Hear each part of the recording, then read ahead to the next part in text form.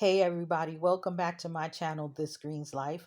My name is Sherry. If you're new here, welcome. If not, welcome back. I want to say a big thank you to everyone that has been liking, sharing, and commenting on my videos, and especially to those who have recently subscribed to my channel. Welcome. And continue to like, comment, and share, guys, especially the comments, because I enjoy reading what you guys have to say. So today, we're going to talk about, are you raising a Cassie? I'm a Cassie. My mom is a Cassie, and I'm pretty sure her mom was a Cassie.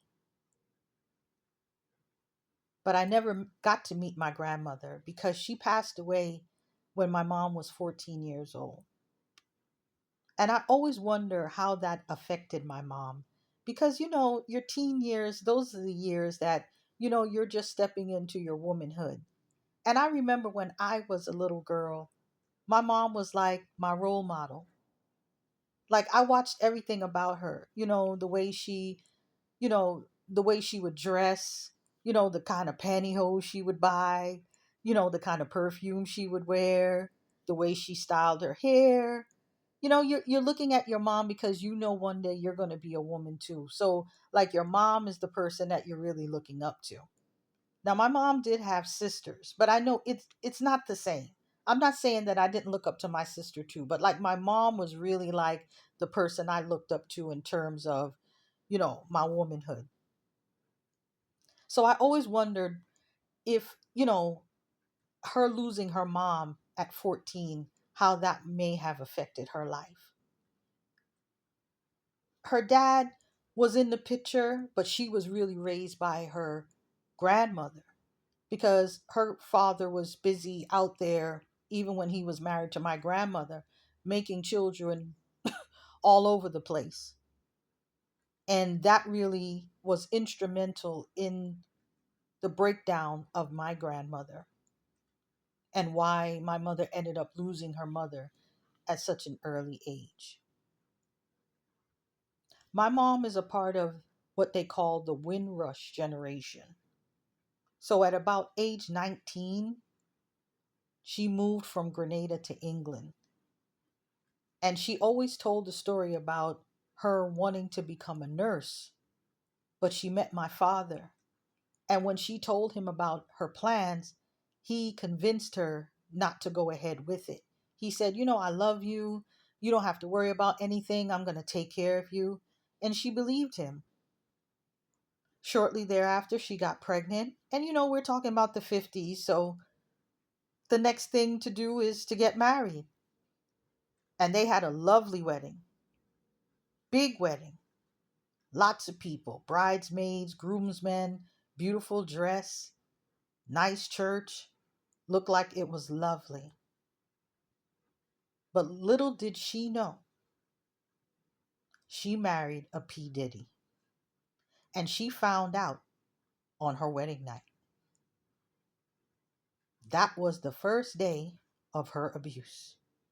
So here she is pregnant and married to a man who decided for years to physically, emotionally, and financially abuse her. And you know why he did that? Because he knew she wasn't going anywhere. And that's what P. Diddy's do. They get you into situations where they know that you have to rely on them and they abuse you. And especially because they know you're not going anywhere. So up until that point, it was the love bombing.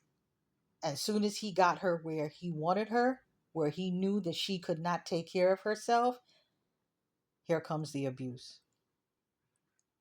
My mother stayed married to my father until she passed away at the age of 73. I came later on in the 60s when my mom and dad moved to America. And I remember being witness to some of these violent outbursts because by the time I came along, they were well into their marriage and they were abusive to each other at this point. And I always used to ask my mom, why are you still here with my dad? And her answer to me was, I had three children. Where was I going to go? Now, mind you, when I came around, you got to think about the laws that were going on in America. Women still weren't able to do the things that they can do today in terms of having their own bank accounts and their own credit. So, oftentimes, when you see that people were married for years and years, it wasn't out of love, it was out of where was I going? And her whole attitude as well was she did not feel comfortable with having her children around a lot of strange men. So it was like, look, I'm going to just deal with the devil I know. But watching that, not only me watching my mother in terms of developing my womanhood, it also developed my idea of how relationships work. I'm going to be totally honest and say, and I'm not bashing my mom, but she did not prepare me in life to be a woman in a relationship, in terms of picking a mate, you know, really setting boundaries and understanding that there were P. Diddy's out in the world. She didn't she didn't prepare me for that. So every person I got with outside of my very first boyfriend was a P. Diddy.